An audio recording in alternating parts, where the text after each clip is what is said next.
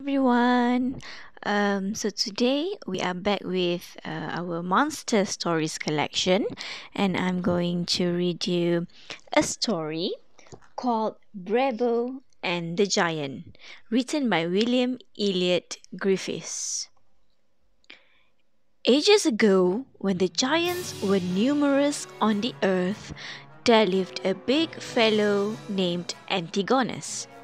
This giant was rough and cruel. He built a strong castle on the Scheldt River in Belgium, where the city of Antwerp now stands. The castle had four sides and high walls, and deep down in the earth were dark, damp dungeons. Now, the river on which the giant built his castle was very grand, deep, and wide.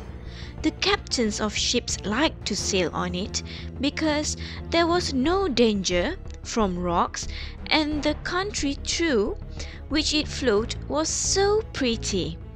Every day one could see hundreds of white-sailed craft moving towards the sea or coming in from the ocean.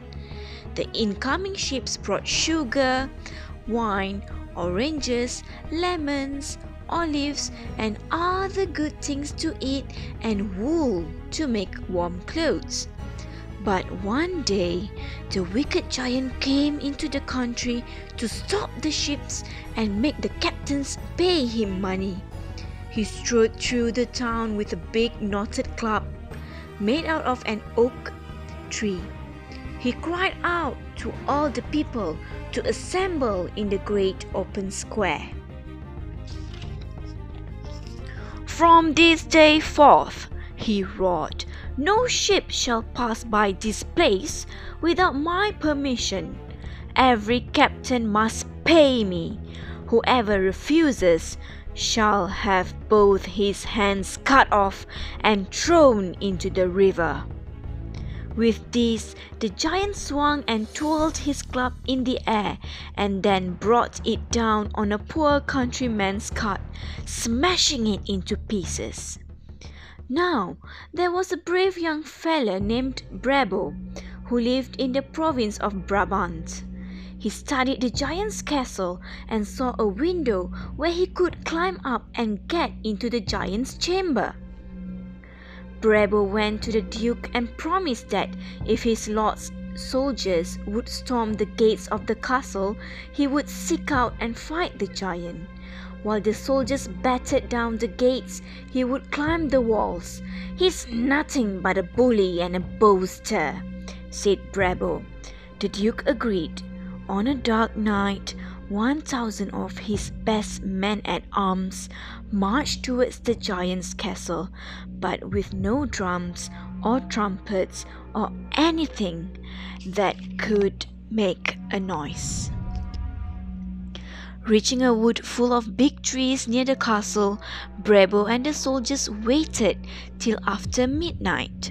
All the dogs in the town and country for 5 miles around were seized and put into barns so as not to bark and wake the giant up.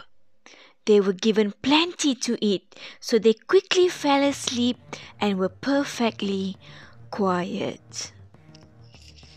At the given signal, hundreds of men holding ship's masts or tree trunks marched against the castle gates. They punched and pounded and at last smashed the iron-bound timbers and rushed in. At about the same time, the barn doors where the dogs had been kept were thrown open. In full cry, hundreds of the animals, from puppies to hounds, were at once out, barking, howling, and yelping as if they knew what was going on and wanted to see the fun. But where was the giant? None of the captains could find him.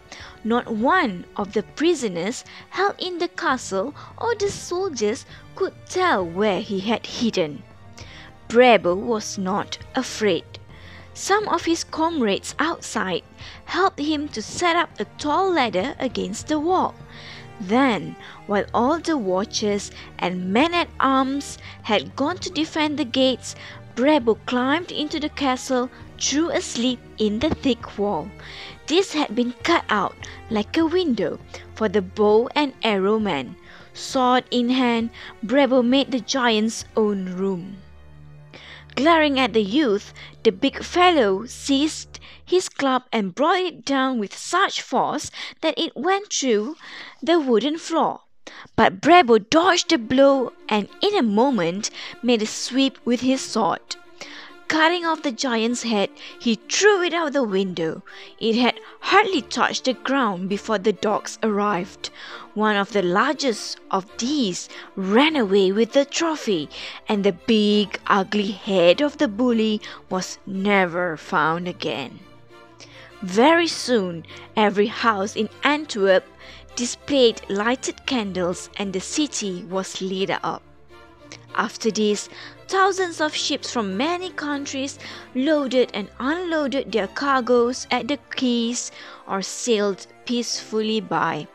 Antwerp became rich again.